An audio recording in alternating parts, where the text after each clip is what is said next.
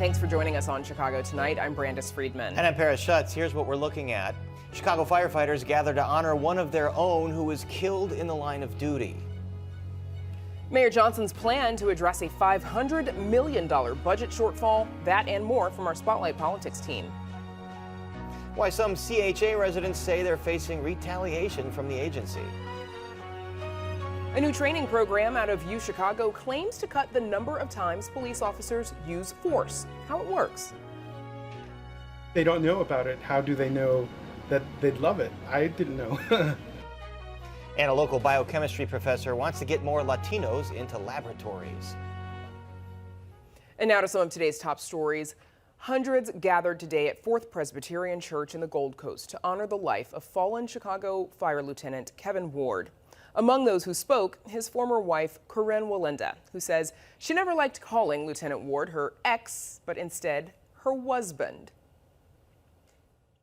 When I think of Kevin's spirit, I am reminded of his favorite book, The Hobbit, in which Bilbo Baggins exclaimed, "I'm going on an adventure."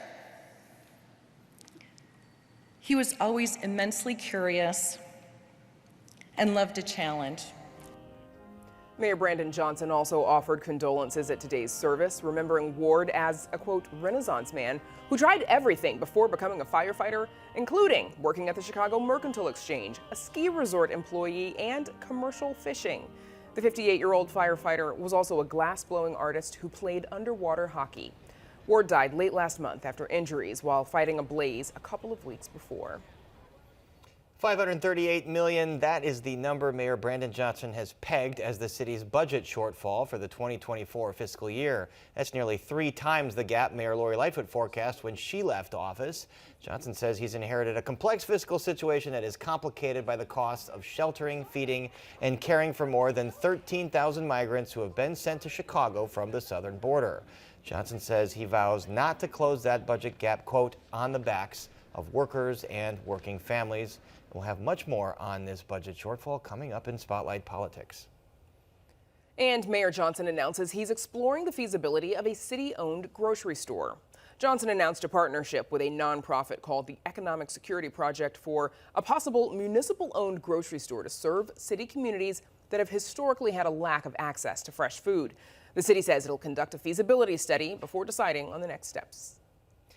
Advocates for people with disabilities are suing the Chicago White Sox. They claim the team's ticket sale practices are discriminatory. In a lawsuit, attorneys for Access Living claim the Sox refused to sell accessible season tickets via its website, meaning people with disabilities have to call to purchase season tickets. They say that limits seats they can purchase compared to what standard season ticket holders can purchase online. In a statement, a team spokesman responded, quote, "We are disappointed by this lawsuit as the White Sox always hope to accommodate the needs of all of our fans at the ballpark. The White Sox comply with all legal requirements and provide significant accessible seating at our games for our guests. We strongly believe that White Sox baseball is for everyone." Some parents and families are calling on the state legislature to renew a scholarship program that helped cover the cost of private school.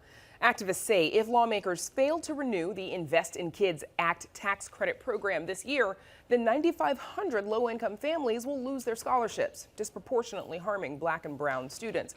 The program is slated to sunset in 2023 after 5 years, but advocates are hoping it'll be extended during the October veto session. It's funded through donations in exchange for taxpayer credit.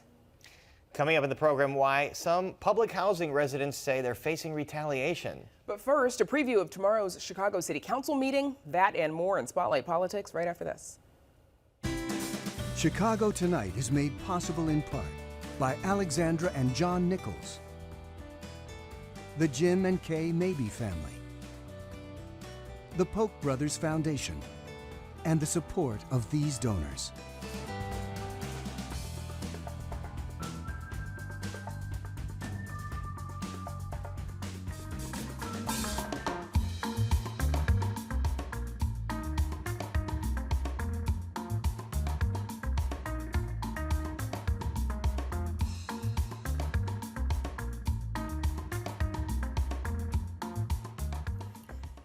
A projected $538 million budget shortfall is the newest challenge for the Johnson administration.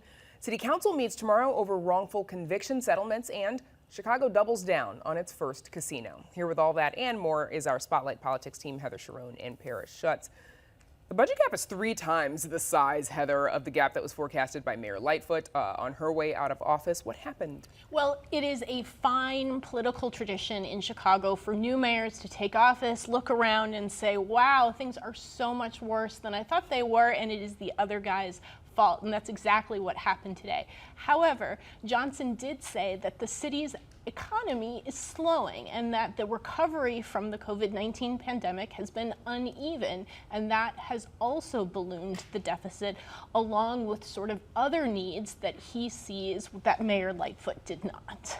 Paris, what is Johnson's plan on attempting to close this gap? Well, it's another fine tradition to throw out kind of anodyne words like efficiencies, moving some revenue around, declaring TIF surpluses, and putting them in there. But I want to piggyback off of what Heather said. It's like, the last year of a mayoral term, the budget deficit is always so magically very small because the mayor did such a great job over that 4 years correcting the fiscal ship, and then the new mayor comes in and poof, all of a sudden it's huge again. I don't want to say it's like a shell game, but it kind of is. Like, you can kind of move these numbers around a little bit to kind of create the picture that you want to create, and it's kind of strategic. You come out and say, here's the budget gap, here's what we're facing. Maybe when people see that this is a really big budget gap, they won't get upset when you can't sort of go forward on a lot of your big progressive priorities, because there's a lot of money needed to fill the money that you already owe. And then you've got the migrant situation, hundreds of millions of dollars to house the migrants that are being bused here. That is no doubt exacerbating the budget strain on Chicago. Heather, what does this gap mean for the massive amount of aid that is still needed for migrants? Well, this wasn't in the forecast itself, but the mayor's office tells me that about $200 million of this $538 million deficit is caused by sort of the need to create a parallel shelter system to take care of the thousands of migrants that are currently here in Chicago and the thousands more that the city expects in the coming months. So that is no doubt a major strain on the budget, and there are going to be some very hard discussions in city councils among alder people who are not thrilled at the prospect of spending tens of millions of dollars on people they see as not Chicagoans and not Americans when their communities have faced decades of disinvestment. And Johnson, let's be frank, was elected on promises to correct those disinvestments. That is now a lot harder.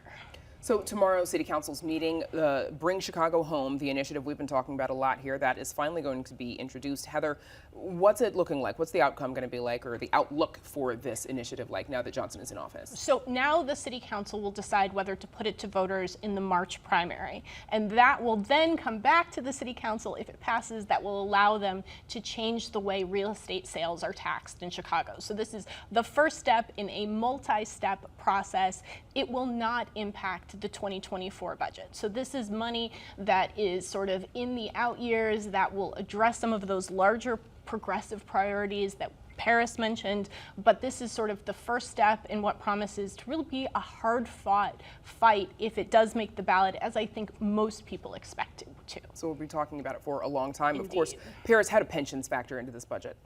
Well, the mayor says he's going to deposit an extra $300 million payment above what is statutorily owed into this budget, and that's what Mayor Lightfoot did in the past. That's significant because in 10 years or 20 years, that balloons to $1 billion in savings or $2 billion in savings. But the thing is, these pension deficits are so vast that a deposit like that can only kind of barely keep them treading above water and barely keep them going in the right direction. That's why they have the casino. And they want those revenues, those tax revenues from the casino, to go straight into the pensions, which will only still be a small piece of the pie. You mentioned, that he's planning to pay over $300 million over the required amount. Why is that?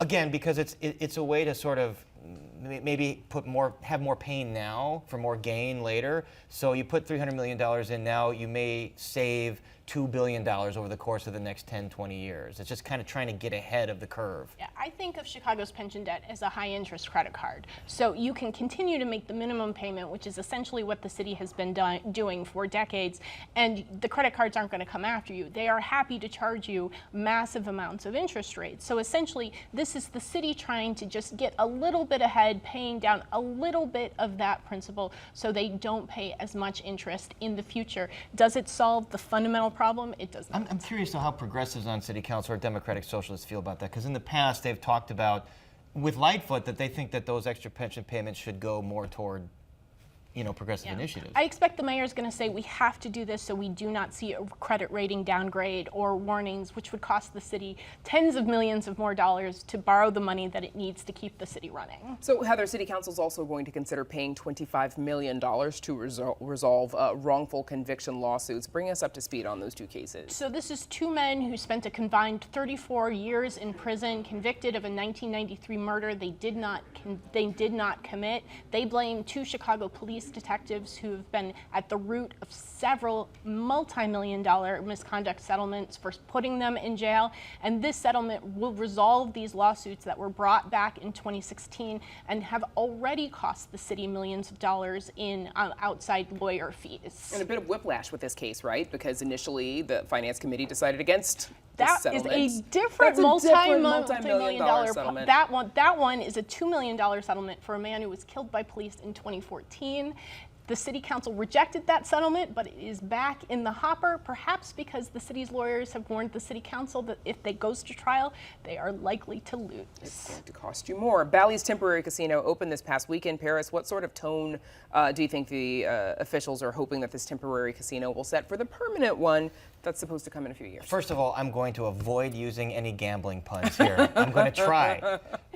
They hope it's fun. They hope people have a good time there. Medina's obviously an architecturally beautiful and interesting place. They hope it's safe. There was that shooting on Monday, not connected to the casino, but in that neighborhood. The thing is, we had Alderman Brian Hopkins from the 2nd Ward on Monday. He's not sure that that permanent casino is ever going to get built, because he brought up the point that Bally's is in a tough financial position right now. They have to raise an enormous amount of capital to build this giant development where the Tribune Freedom Center is now in Chicago. And Hall said he's just not convinced it's going to get done. It's supposed to be open by 2026. That means is Bally's going to just kind of keep trying to renew their temporary license at this place, at Medina. I think there are a lot of open-ended questions on this. No gambling puns, I did it. Yeah, we're proud of you.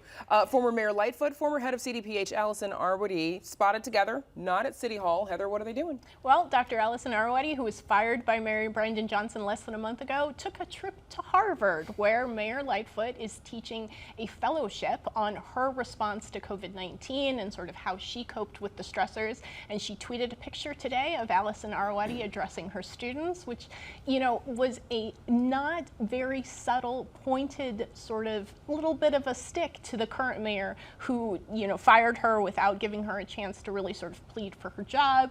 And it is a clear sign that while in the past, most mayors, when they have left office, they've sort of receded from the political scene, Lightfoot clearly has no desire to do that. Give us a sense, if you have, about what she plans on teaching the youngins at Harvard. Well, she said that she really wants to sort of talk about how she used COVID-19 to combat the structural inequities that she confronted when she became mayor. And it's a fascinating sort of argument, one that I would sure love to, listen in on, but I haven't been invited. Think of that. When the criticism that she has faced is really that she did not address those structural inequities, and that she allowed Chicago's sort of pandemic years to sort of fall hardest on the poor and the least privileged. Inquiring minds would love to be in the classroom at Harvard. That spotlight, Heather Paris, thanks.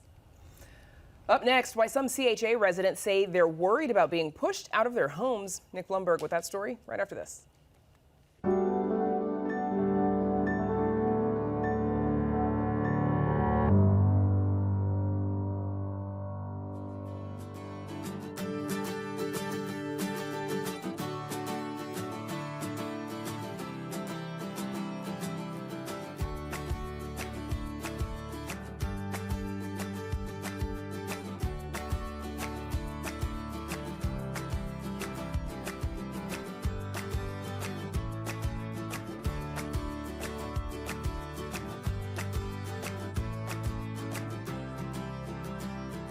Some Chicago Housing Authority residents tell WTTW News they've faced retaliation after speaking out about living conditions.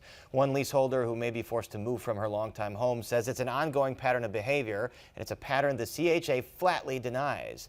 Nick Blumberg of Chicago Tonight has been looking into this story and joins us now. Nick, so tell us about this resident who might have to move out her home. Well, Paris, earlier this year, we first heard from a leaseholder we've agreed to call because she's concerned about retaliation and about the stigma as well of living in public housing. She and her children live in a scattered site unit in Westridge. Those scattered site homes are standalone properties or in small clusters rather than a whole CHA building. She told us she's been there for more than a decade and for a long time has taken issue with the customer service and in particular the quality of maintenance that she's gotten from the management company's CHA contracts with. Among the problems she says she's faced, a flooded basement, damage to her living room ceiling from plumbing work in an upstairs bathroom, and what she fears are rat burrows outside her home. So where do her concerns about retaliation come in then? thinks because she's been demanding about upkeep to her home, the CHA and the property company Manage Chicago are trying to force her out. In June, she got a letter saying that the home in which she lives is being considered for disposition, sale, by the CHA, which would mean that and her family would have to permanently relocate.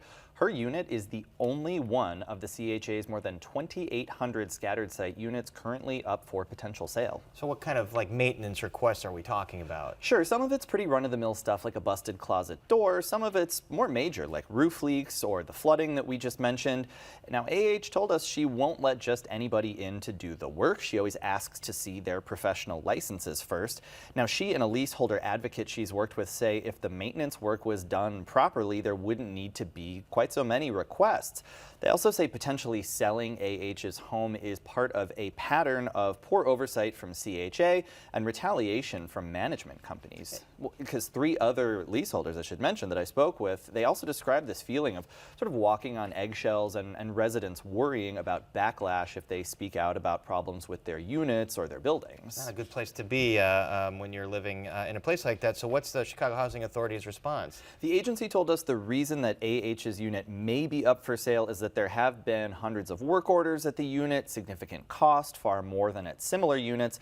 A spokesperson also told us that there isn't an active condo association maintaining common areas or elements of the building, for example, the roof, which needed repairs earlier this year.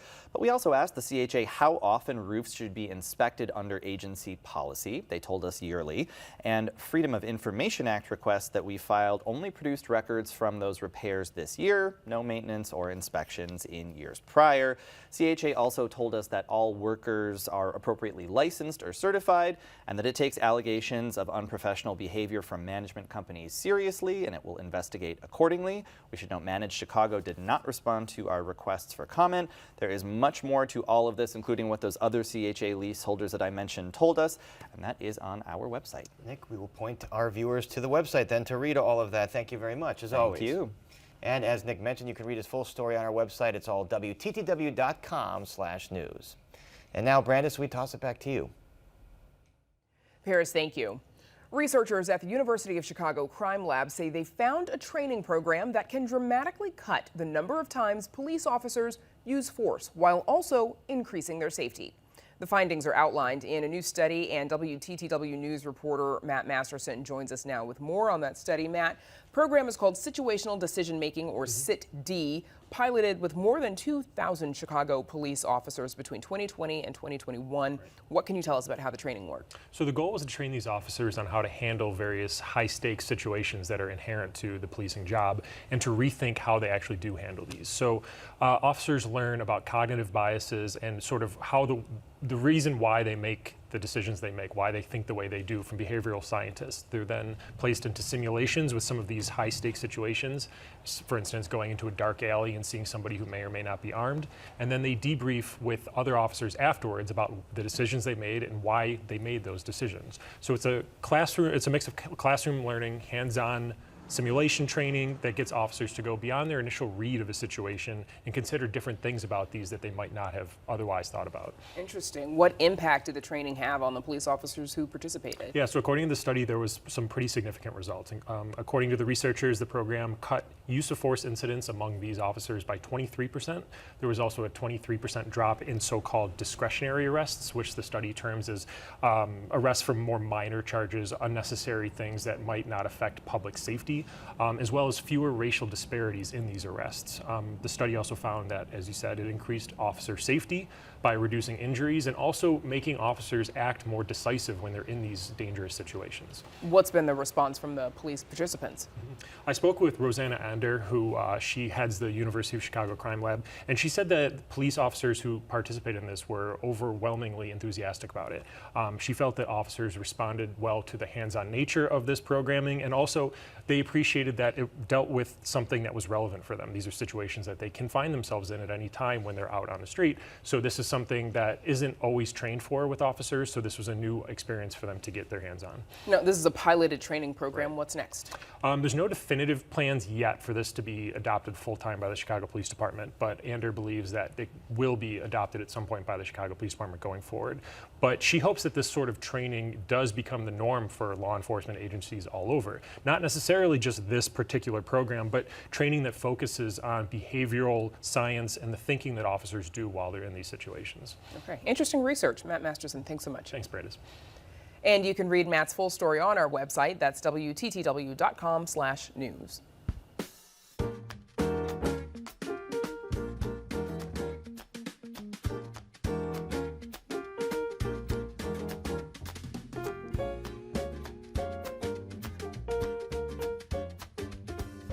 University of Chicago biochemistry professor Juan Mendoza says he hit a few bumps on his path to a career in science and academia. But he says mentorship became the catalyst for his success, and now he's looking for ways to bring more Latinos into the lab. Producer Erica Gunderson has the story. The work that we do in the lab, I'm very interested in how things interact at the molecular level.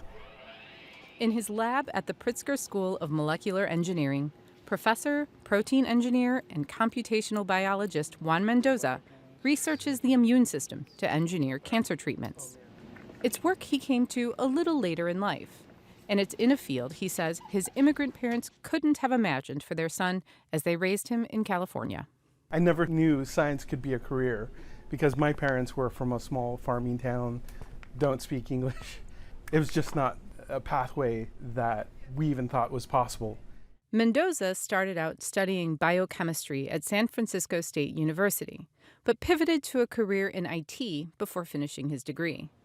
After the post-9/11 recession, Mendoza returned to pursuing a career in science, where he says support via mentorship and salaried fellowships allowed him to reach his potential. I remember working as a kid up through college, so the focus on my academics wasn't always there, so I wasn't the strongest student. And after coming back to finish my bachelor's degree, I got introduced to these fellowship programs that allowed me to do research, and it paid me a salary so I could focus on my research and studies, and that made the world of difference. All of a sudden, I was applying to graduate schools, went to one of the top graduate programs in Dallas, Texas. Mendoza joined the faculty at the University of Chicago in 2018. This year, Mendoza was named a Freeman Hrabowski Scholar by the Howard Hughes Medical Institute, which funds efforts to bring more scientists from diverse backgrounds into scientific institutions. Mendoza says he got right to work on recruiting. I actually put out an advertisement on Facebook at these local neighborhood groups and said, hey, I'm open to hiring people from the community that would be interested in STEM. Little Village native and University of Illinois Urbana-Champaign graduate Isabella Castillo has been working in his lab for the last year. I've been able to work one-on-one with Dr. Juan Mendoza and various graduate students on their research projects related to protein function and protein engineering. My plan is to pursue a career in medicine, and initially my first job out of college was in a clinical healthcare setting, and after being offered the position here as the research technician, I thought I was going to have to choose between the two, but my boss, Dr. Juan Mendoza, was really understanding and supportive of my plan to gain both clinical and research experience during my gap years. I'd never before experienced having someone who comes from the same background as I do, like guide me professionally. And I think he really has taught me, like, the sky is the limit. Mendoza says every institution should look for ways to connect with aspiring scientists like Castillo. We have to always be out there and just let them know that it's a possibility. Or, if they don't know about it, how do they know that they'd love it? I didn't know. And ever since getting my first chances and working in a lab, I've just been in love with the work I do. For Chicago Tonight, this is Erica Gunderson. Mendoza will be among the faculty and students on hand at the University of Chicago's Southside Science Festival on Saturday, September 30th. The free event offers science activities for all ages, and you'll find more details on our website. And that's our show for this Wednesday night. Don't forget to stay connected with us by signing up for our daily briefing. And you can get Chicago Tonight streamed on Facebook, YouTube, and our website, WTTW.com/news. You can also get the show via podcast in the PBS video app and join us tomorrow night at 5:30 and 10. City Council members are set to vote on a $25 million payout to 2 men wrongfully convicted of murder. And previewing the Inglewood Jazz Festival happening in Hamilton Park this weekend. Now, for all of us here at Chicago Tonight, I'm Brandis Friedman. And I'm Paris Schutz. Thank you so much for watching. Stay healthy and safe, and we'll see you tomorrow.